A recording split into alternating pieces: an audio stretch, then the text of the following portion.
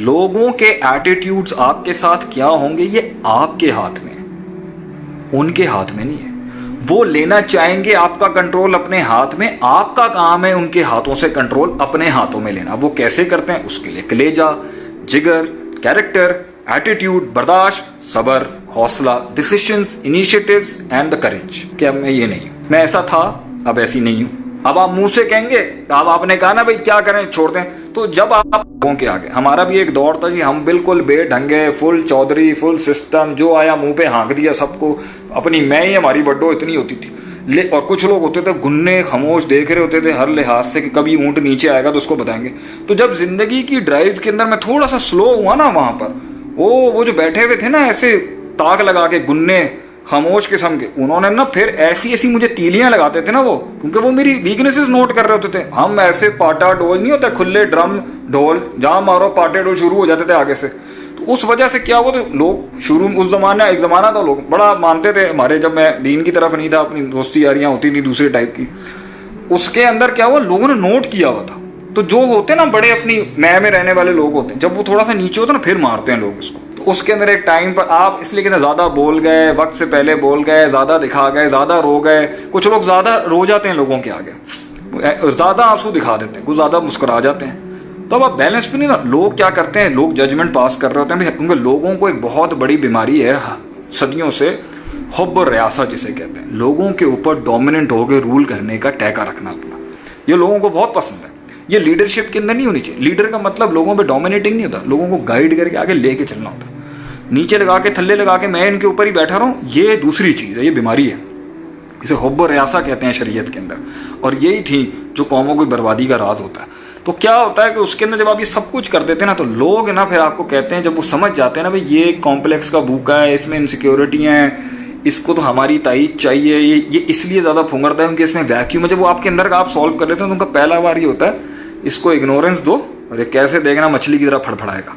And the more you will start getting ignored by people and the more people are actually showing their attitudes to you, तो उस तरह आहिस्ता आहिस्ता वो देखेंगे ना भाई मेरी इग्नोरेंस से इसको फ़र्क पड़ता है, लोग इसमें मज़े लेते हैं बैठ के, और यही ज़िंदगी रह जाती है क्योंकि आप बहुत एक्सपोज हो गए उनके आगे।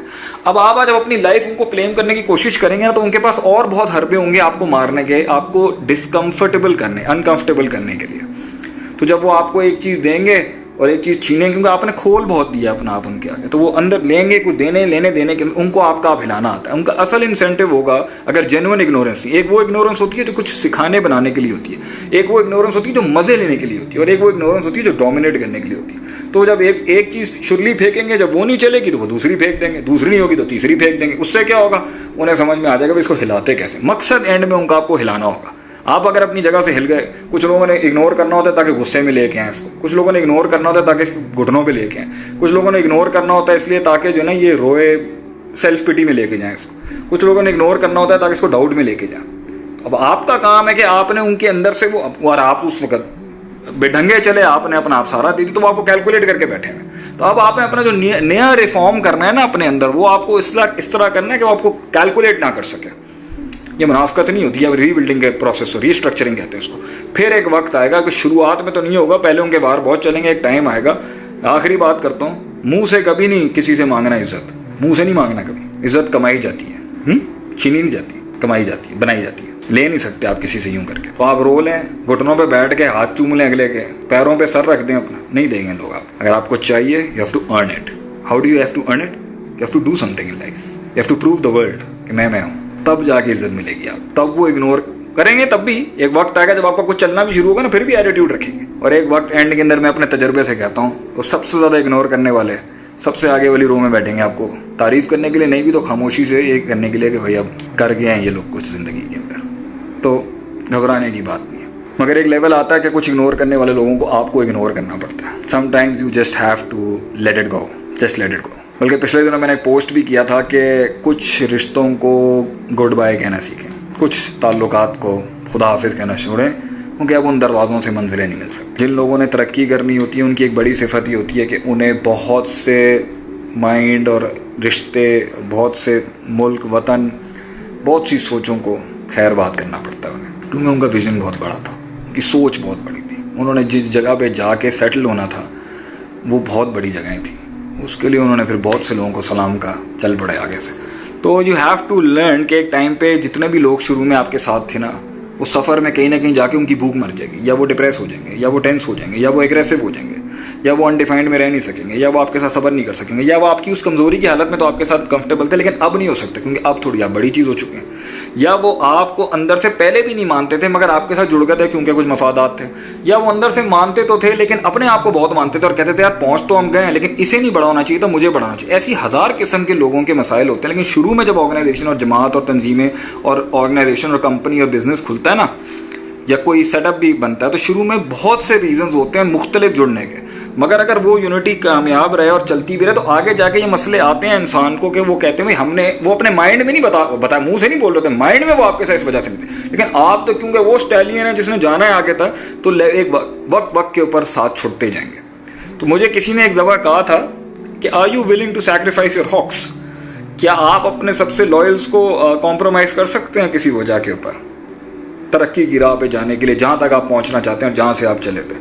तो अल्हम्दुलिल्लाह मैं इसके ऊपर तो अपना मौक़िफ़ यही रखता हूँ कि हम तो अपने लॉयल्स के साथ हमेशा सिंसियर रहे हैं, लॉयल ही रहे हैं, रहेंगे हमेशा। मगर अगर हमारे विजन में या हमारे मकसद तक पहुँचने के लिए मुझे अपने आप को भी छोड़ना पड़ेगा तो अपने आप को भी हम छोड़ देंगे, अपने आप को कुर्बान कर देंगे, तो लोग क्या चीज़ है। तो जिन्होंने आगे जाना होता है, याद रखिए हर बंदा नहीं चल सके, हर बंदे की भूख और हर बंदे का वो पैशन और हर बंदे का वो फ्लेयर वहाँ तक का नहीं था। तो ये सब चीज़ें इग्नोरेंस के अंदर आएंगे। एक टाइम पर आपको you just have to let it go, आपको जाना देना पड़ेगा। कुछ रिश्ते थे नहीं कभी निभाने के लिए। और मेरे ख्याल से 12 भी बज चुके हैं, वक्त भी हो चुका है। एक सवाल और ले लेते हैं। मैं इंडिया से आपका स्टूडेंट, आपसे इंडिविजुअल काउंसलिंग के लिए अपॉइंटमेंट चाहिए। आप हुज़ैफ़ा कबाडिया से बात करें और हसन सज्जाद जो हमारे मार्केटिंग और पब्लिक रिलेशंस के ऑफिसर्स हैं और हेड्स हैं, तो वो आपको ज़्यादा बेहतर गाइड करेंगे मिदार इंस्टीट्यूट से। कि मैं पर्सनल काउंसलिंग तो अब मैं वैसे इतनी नहीं देता क्योंकि अब तो इतने लोग हैं दुनिया से जो मेरे साथ बात करना चाहते हैं, ताल्लुक़ रखना चाहते हैं, सुनना भी चाहते हैं, कुछ डिस्कस भी करना चाहते हैं। तो मैं ख़ुद भी अब लाइफ में काफ़ी थक भी गया हूँ, थका भी हूँ, लेकिन लोगों के मसले मसाइल भी हैं। Let's see what I can do for you. May Allah bless you and preserve you wherever you are. When you give example from Quran it really influence me to learn Quran. You are चलें जी, सीखें कुरान, अच्छी बात है। जो आप चाहते हैं वो हासिल कर लेने के बाद और उससे ज़्यादा अच्छे लोगों के लिए जीना चाहता हूँ और लोगों से आज़ाद होके ऐसी ज़िंदगी चाहता हूँ। ऐसी ज़िंदगी जीने के लिए मुझे क्या असूल चाहिए? लोगों के लिए जीना चाहता हूँ मगर लोगों से आज़ाद होके। ज़बरदस्त, गुड क्वेश्चन। लोगों से ज़िंदगी है ही यही, जीनी अल्लाह के लिए, अल्लाह के साथ ताल्लुक़ रखना है, लोगों के लिए काम करना है। तो जब लोग आप पर थूकेंगे ना तो आपके पास अपने मन को रिलैक्स करने के लिए तो अल्लाह के साथ उसूल पक्के रखें। आप पता क्या करें, अपने माइंड के अंदर ना एक चार्ट लें, एक पेपर लें और उस पर लिखें मोहब्बत, love, the EQ of love, emotion of love, hope, उम्मीद, हेट, बुग़्ज़। अच्छा, फिर आगे लिखें खौफ, एंगर,